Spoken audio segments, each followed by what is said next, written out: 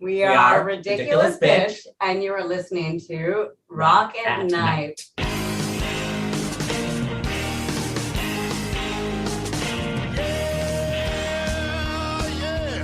Are you ready? Hey, tonight I'm gonna take you on a little trip. We're going down south by the mighty Mississippi. I'm gonna take you to a place where lights never dim. Bring your mother, your brother, and your best friend. I'm gonna show you where they dance out in the street. They'll tell you all about your body heat. So welcome to another episode of the Rock at Night podcast. This is Vlad. And Sharice. Our guests today are two showbiz veterans from New York who have been involved in many sides of the recorded music and media industries. They now have a new project with a provocative name and even more provocative sound. They're fresh off an exotic video shoot for a single from their eponymous debut LP or EP, and we're thrilled they can join with us today.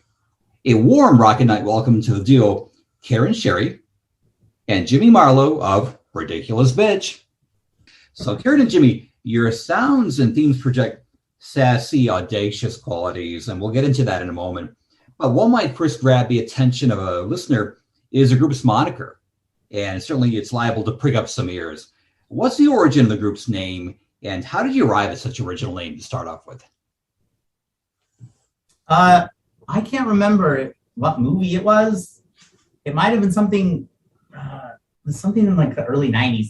And somebody said, "Don't be a ridiculous bitch," or something like that. And I was like, that's a good band name. And then I went to see, and the domain was not taken. So that was where I was like, oh. And we had been making a running list of, just fictional band names, not even thinking that we would actually do a project or have a band, just for a really long time. So we had a running list, but that, stuck. That one stuck out, and it's been interesting because it created a few I definitely didn't realize that bitch was not allowed on a lot of things. I didn't know this. Well, I originally wanted to call the band Fuck Brain, so I guess that would have been much harder even, but I didn't realize that anyone cared. Yeah, so, we can't promote the band on. Yeah, they won't let us. You can't buy an ad or anything like that. It's really weird. On Facebook or Instagram or any of the major outlets because of that. Even with the the exclamation point.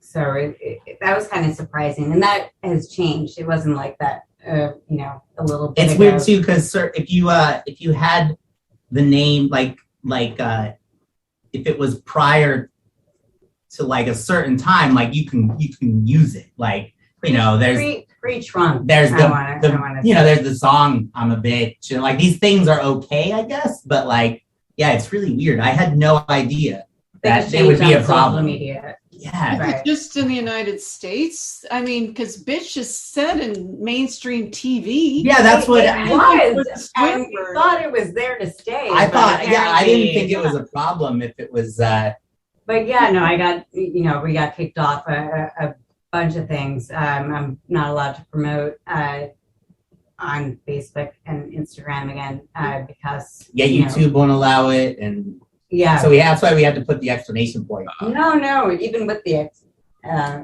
right, some we have to put a dot or a space, or I don't know. It's very weird. Regardless, it still doesn't allow us to, which is fine. I mean, we always get around it, but yeah, it's an interesting thing because it wasn't there for a while. Now it's back, and I think it was because of the Trump censorship, but I don't know why, because I haven't done my due diligence. Yeah, I don't know. I didn't have any idea it would be a problem. It was definitely very. I was like, what? Who cares? Now we're stuck with it, and we love it. So we're gonna trudge.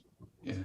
But yes. Well, it seems like you're playing with the semantic of the word bitch. I mean, just like the N-word, I think some people can say that now because it's a defiant reappropriation of that term. And I think with women, conceivably you could say that you You Well, do that, and you declare that, but in a cheeky way or a defiant way, to kind of like recast the definition of that. like Oh, in sure. I gay mean, people, culture, gay culture. Hey, bitch, you know, like that type. I mean, totally, and that's been going on forever, which is why we were so shocked when that was like a roadblock.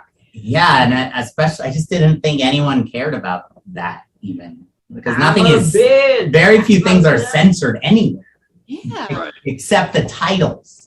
Like you could say it in a song, but you can't have it as a Yeah. title. That's the problem. Yeah. It's really weird. They're changing the rules Mhm. every day. Every day there's new. We keep hurdling them. So, Yes. but yes, as you were saying, Vlad, it's definitely something that was, a switch around, at least initially, to like take charge and turn it around and as a power play for Because women. it's almost an affectionate term. Oh, totally. Or hey this, or I was like shocked. I mean, when I was in college, I used cunt rag as an affectionate Yeah. Hey, to my roommates, and that was fine. But we're circling somehow. I don't know why, but all right. And really, what struck me is once I would kind of process the name, the sonics and the delivery and the thematics really just hit me. And you probably saw my review, which you can, by the way, hear on rocketnight.com.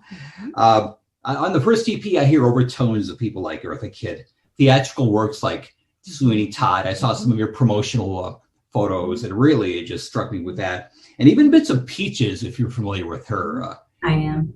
Very, very performance art, very risque, very in your face, but it's a reclamation of like a feminist dynamic.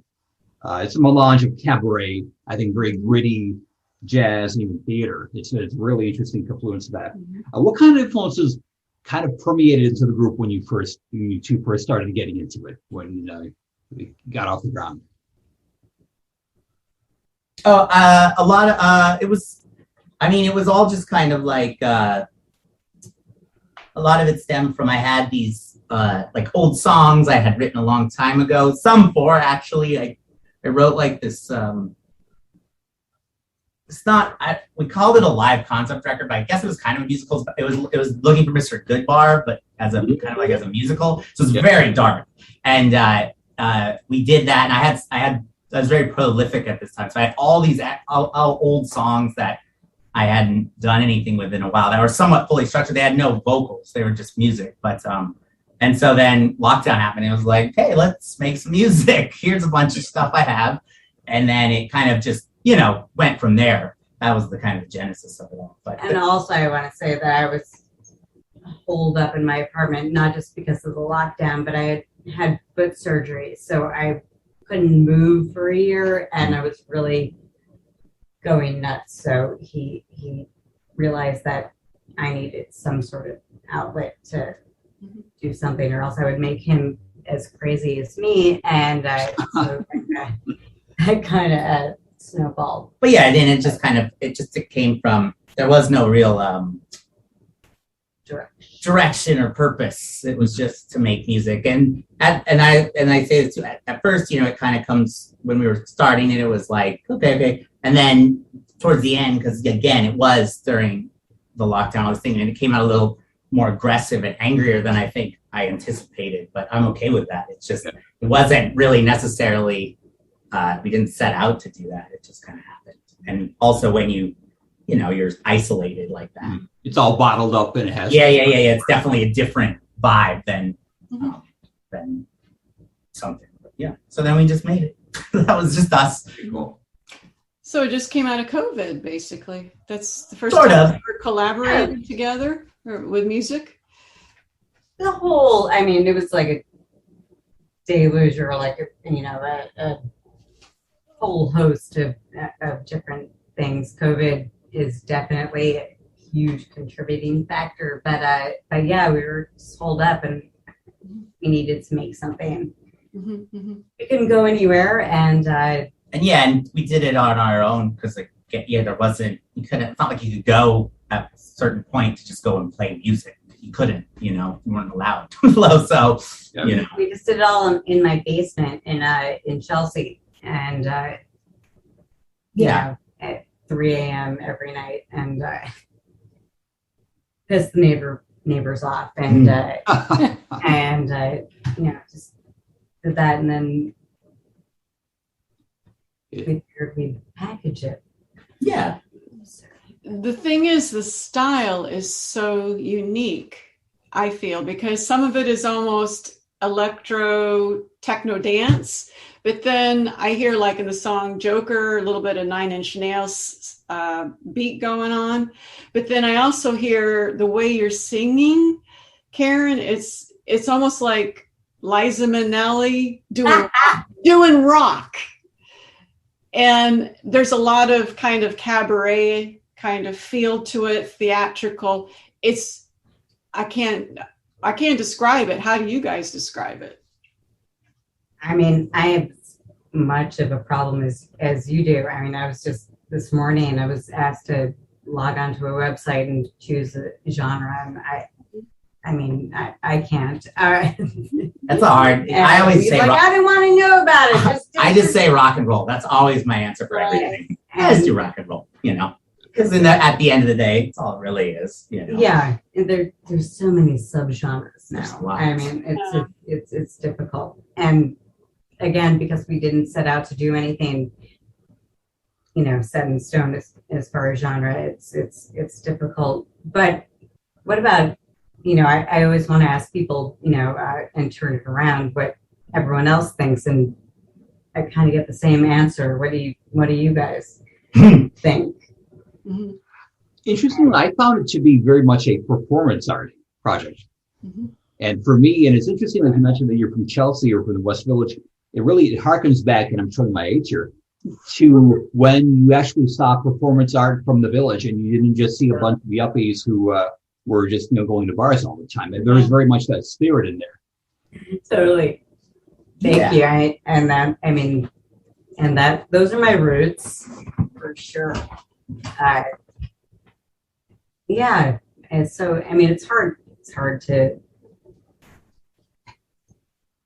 define. This is the only question I ever get tripped up on. We're very dramatic human beings, so there's a lot of extremes in our personalities. So that's where the music comes out too. But I'd also like to think there's a cohesive strain that runs through every single song that will actually make the entire project come together. So if you listen to one song, it's not like a complete switch from one song to the other where you can't identify that that's the project, that's the band, that's their sound. Yet at the same time kind of flip around from blues infused to punk infused to et cetera. It all, as I listen to it, all really begs to be heard live. I liken it to we'll cabaret. I am dying. I'm not sure what it'll even sound like live, but I think it'll be good. It's been too long. It's been so long since, he's obviously, as you guys know, he's been playing live for a while, but I took a huge hiatus. So I really want to start doing that again. So but it wasn't written as like a bedroom project, Mm-hmm. It sounded very organic. I thought. Yeah. It didn't sound like, there are some elements of rock in there for sure, but I kind of was like orchestral in some ways or brassy in some ways, and I couldn't help but get consumed by that. And I think you did a really deft job in rendering that where it's not too dated. Mm-hmm. And I could hear that in 10 years being very fresh. I could hear it 30 years ago being very fresh and a bit ahead. So I could dance to it too. You did. I did dance to We it. need to get out onto the dance floor, and that's what we used to do. Yes. As I understand, you're going to re-record it now with a band. Well, we did 2 tracks with Brian Biglione from Nine Inch Nails and the Dresden Dolls and the Violent Femmes, and he put live drums he added live drums on to 2 of the Joker songs. and on Blackout, which those 2 videos are out now. The re-release of Joker is coming out in a little bit, but so that was that was the first live, drum track that we had put on there, and then we're gonna get some other people on it that we have to do the live shows, but we're in the process of booking right now, and I want to get some rehearsals in before we do that, just because my own neuroses. Yeah. So it'll change some with the band. Like yeah, and we're anything. gonna add 3 more songs that we've been working on. We just started recording a new one last night, which is very Betty Davis, very funky. The queen bitch herself. She's fucking amazing. So that she was, a huge inspiration for that. And so we have the scratch down for that, and we'll get to the full recording this week, I think. Perfect.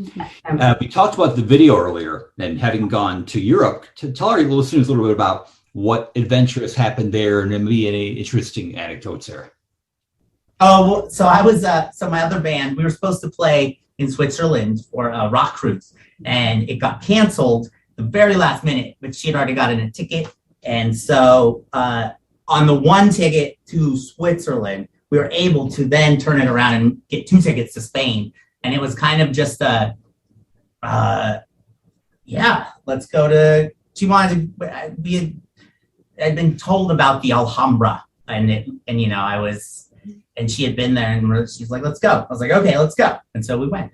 And then we decided we'll film some stuff when we're there and see what happens. And so we didn't know what we were doing. And we just filmed. And then when we got back, we kind of put it together. And, I don't know anything about making a video. And so we're learning as we go. And it's fun. I don't know what I'm doing. So I have fun doing it. So we did that completely on the fly, just running around Granada and other areas, just filming each other, and while recording that new song when we were too, scared to stay out any longer because we were probably disturbing people. You're a nocturnal pair? Oh, yeah. Yeah, although my circadian rhythm is completely knocked off. We're a late couple freaks. So yes, we got to go out in Granada. You can relate. There was nobody on the street, so we could do kind of what we wanted, and it didn't seem, and it was super bright, so it was like, hey, we can just film. And the flamenco dancers, there was a lot that was kind of pushed into this video. And I think it ended up beautifully. I knew I wanted black and white, but that's pretty much the only prerequisite that I had. Right. But how he filmed it was phenomenal. So. Yeah. Interesting. I mean, you mentioned that it's kind of your newcomers to that, but it really reminds me of Anton Corbijn, who did a lot of the Depeche Mode videos back in the day. It reminded me of Personal Jesus, and maybe subconsciously you've seen that, but it really had that kind of gritty atmosphere and that black and white. Sure, yeah. I mean, I know a lot about film and movie and all that stuff, but I've never actually done it, so I don't know anything technically. It's natural. So we just kind of went with it. And then, I'm like, yeah, let's do this. And then it could have come out terribly, but it worked. And that's why too, they didn't kick us out of the hotel, and better, which was so the people were nice and cooperative over there in Europe when you were filming. Sure, they didn't seem to. We were like shadows in the night. We were just meandering around, and people were kind of standoffish. Yeah, I don't they think weren't bothering us. We weren't bothering them. It was, yeah. So, yeah, and so I want to make videos for everything eventually. And he's doing a different take on every. Yeah, we made a stop motion movie, which was very difficult. Yeah, but my back after that, just moving their arms and legs, doing the stop motion for a full week was. that was a bold undertaking, but we did it. So, we'll find some other ridiculous thing that it's probably way too difficult, but we'll try. Persevere. Yeah. Very apropos. I was curious, Karen, have you been in a band before? Yes. Oh, okay. Because I've been in a few. I stopped, I guess, in 2009. I started writing a few books, and I wanted to make a switch. Things weren't working out with my other bands, and I just needed a change. How bands are, so I didn't really think that, collaborating with another person, was in my future, and I was just kind of sick and tired and, used up from it all. But then I met Jimmy, so I know now that there's hope. But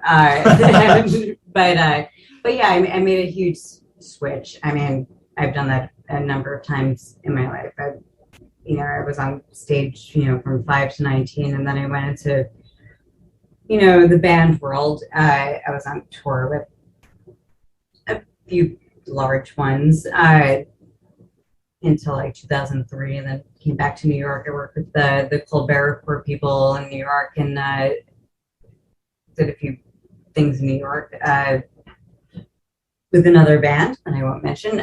But yeah, and I stopped, but I really wanted to get back to it. So here we are. And as Vlad said earlier, we would love to see the band live, and I'm sure you'll have interesting costumes, I presume, and For presentation. what kind of show Sure. oh yeah, can we expect? It won't be boring. That I can tell it will be you. boring. But I don't know. That's a good thing. The one good thing is, when you set yourself up by just kind of doing what you want and whatever, you can kind of do whatever. There's no pigeonholing. So we'll see. We kind of go with how we feel at the moment. And the response from that alone has been awesome. I mean, like when we took all of our band pictures, which there were a lot, and we just worked some things that were floating around and got some backdrops, and we just went the for it. T-Rex. So, but yeah, we will figure something out.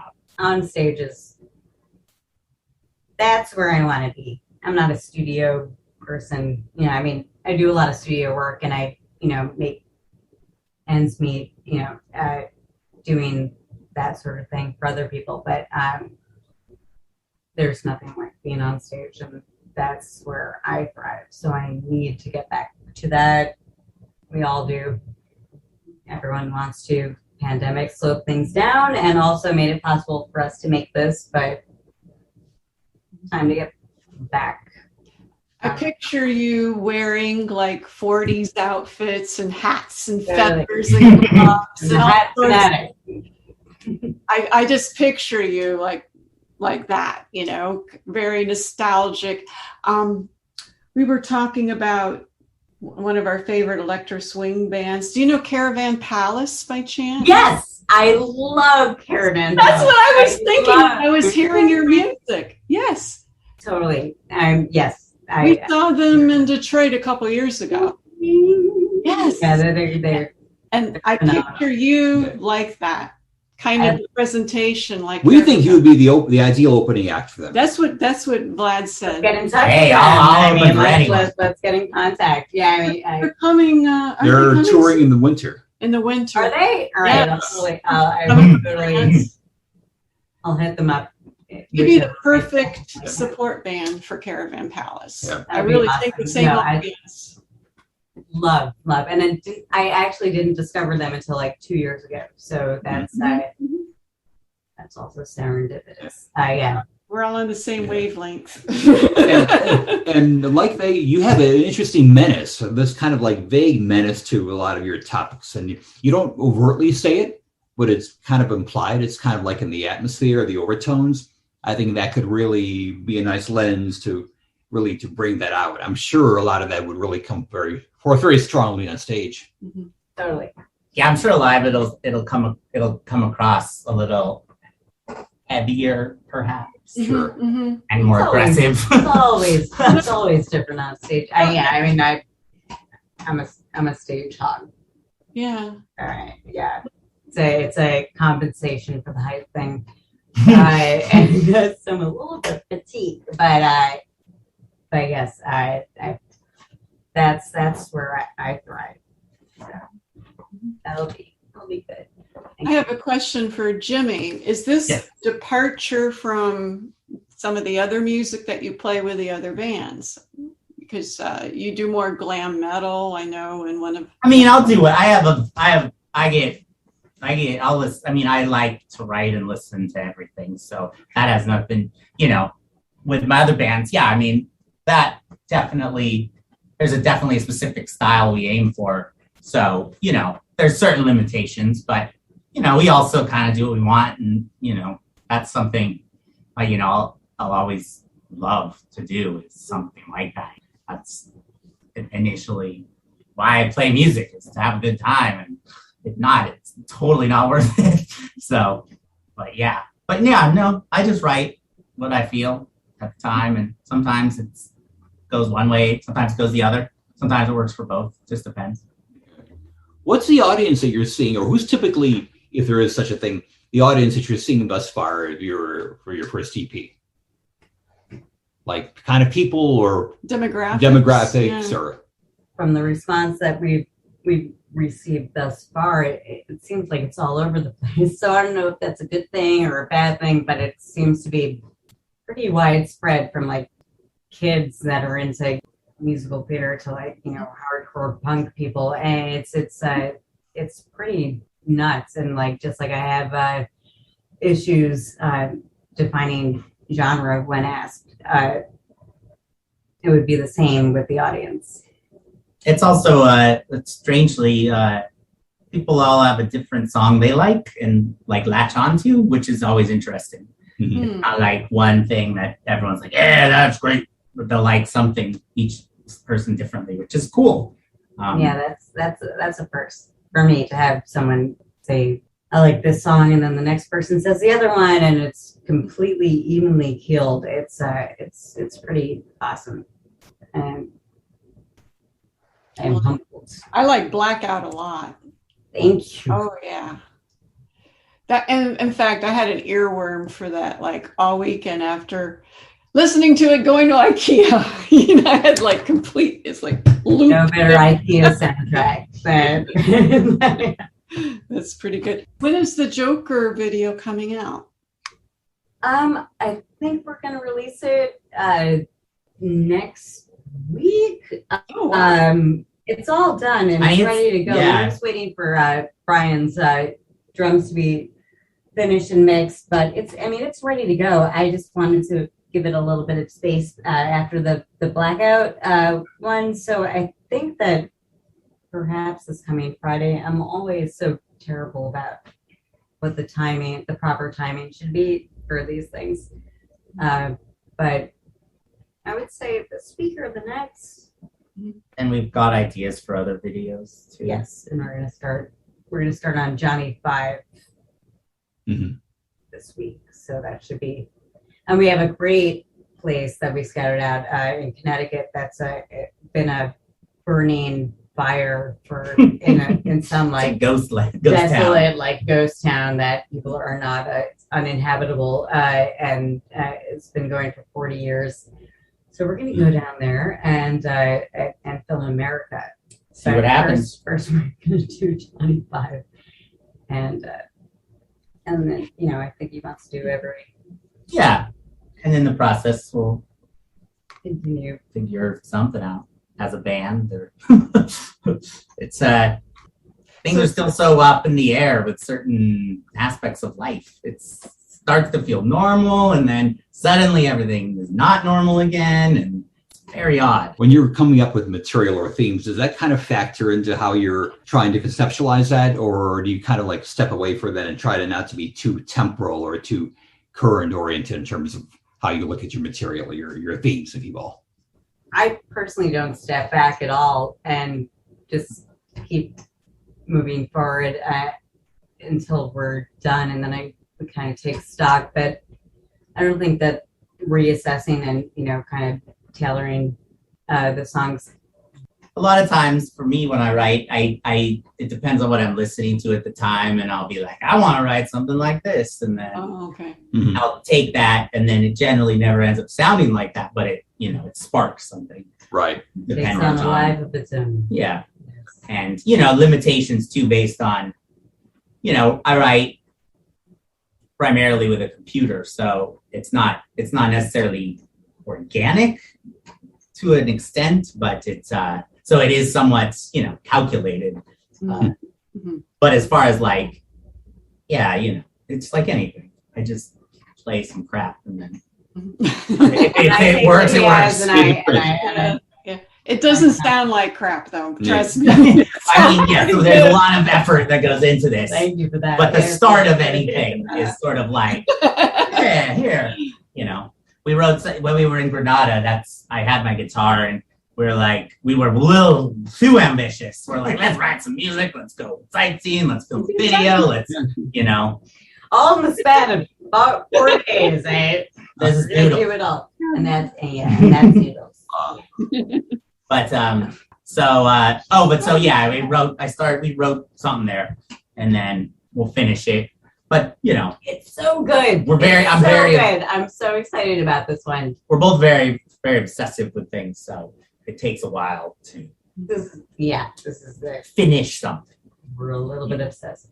And be okay with the end. So now you said you have some more songs you're writing. Will you have a complete album after, maybe added to the EP, or? I mean, that's the goal. I mean, I want to add 3 more and then release a full album, hopefully by winter. And I see that as a realistic goal. It's hard nowadays because in my head, I still listen to records as records, or like not necessarily vinyl, but an album as a whole, as opposed to a lot of people nowadays just are strictly listen to singles and things. It's rare when they actually listen to multiple songs of anybody in a row, let alone something new. So in my head, I always view things as in a full, complete package, but I know that it doesn't work like that anymore. And so it doesn't necessarily sometimes come across that way, but my head always thinks that way. Right.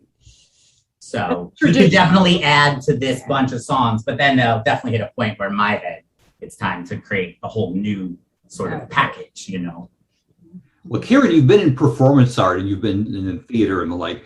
I can see how these could kind of add up to be kind of if not a narrative, then something that's kind of coherent in a performance of its own. Sometimes I think you're both probably aware of how many artists have taken their songs that they've written like to date, and they've kind of recast them into, well, sometimes in a Broadway musical, but sometimes into something that's kind of a story onto itself. Do you envision maybe subconsciously your songs ever getting to that point where maybe your show when you play? I mean, I wouldn't say it's subconscious. I mean, I approach everything that I'm doing as a storytelling venture, and then if I know, like as with this project, that we're going to be doing a number of things that those all have to have a common thread running throughout them, which lends itself to that kind of all-encompassing, project that, Sammy, people say, oh, it could be turned into a musical, but it also, could be just a concept album or just something that, is tied together by something. What? I don't know. I mean, I've heard, a lot of people, with their feedback on the music that we've made already, make mention of, are you going to turn this into play, or I have no intentions of doing that, but there's always like a cohesiveness that I would like. as I think any artist would want with an album, if it was just, entirely musically based. So Yeah, we've both written somewhat, I wouldn't say musicals, but close to musicals. In the past. He had a musical. But it's not a music. It wasn't a musical per se, but yes, it was a cohesive set of songs that told. Okay. The Public Theater, it was a movie. It was a while ago. It Yes. was, But again, it was a very dark story. So it wasn't very fun to perform. That's one thing about doing them, when you go that dark, sometimes it hits you later in life, like performing it. We did like 10 shows in a row, and by the end it's like emotionally it's very tiring when you do something of that nature. So when you add the when you you add the theater. Yeah. But everything I think lends how we write music, or at least how I write music, is to visual components as well. So that's just how it is, I think, for the way at least I look at everything. So. Yeah, it's very palpable. Like I said before, it's very palpable that there's a performance dimension to that. That just I couldn't help but close my mind, or close my eyes at least, and picture a performance like in a cabaret where you're doing just very Brechtian single light, Jimmy like in the dark, carrying you in the spotlight and rendering it like that. And never know, maybe we'll see that. Like Liza Minnelli would do. Hey, and you mentioned Sweeney Todd, which is one of my absolute favorites. So I was like, that's cool. It's interesting because I made such a departure from musical theater because I was a musical theater kid on Broadway until I was until I switched, and so it's cool to be okay with both of them kind of converging together. Some people get like strangely offended if like but no. And I used to be too. I used to be like, no, it's not musical theater. But I think we're both like, okay, let's do it. Like you there's certain things that lend itself to, again, like, people what and especially with the advent of like punk cabaret, like I know you guys are familiar with Resin Dolls and everything, and I think that kind of like paved the way for a little bit more of a merging of the two, and cause for people like me to not be like, no, it's not musical theater, I was never an actor, I was never on a stage, that's not me, I'm in a rock band now. It's definitely not. I think we're both at a point where it's not. We don't need to shy away from anything. Like I have no interest also in like I like making a show for like it's I always look at shows as how to make it interesting, even if you necessarily don't love what you're hearing. That at least there's something there. It doesn't, who knows what. People like all different things about things you'd never expect. The Ridiculous Bitch is Karen Sherry and Jimmy Marlowe. Where can we find more information about your act? Ridiculousbitch.com. Ridiculousbitch.com, yes. And Ridiculous Bitch with an exclamation point on any mainstream streaming service. You're listening to Rock at Night. The introductory song, Get On Down, is from blues artist Billy Bass Alford. Look for his music at ReverbNation.com.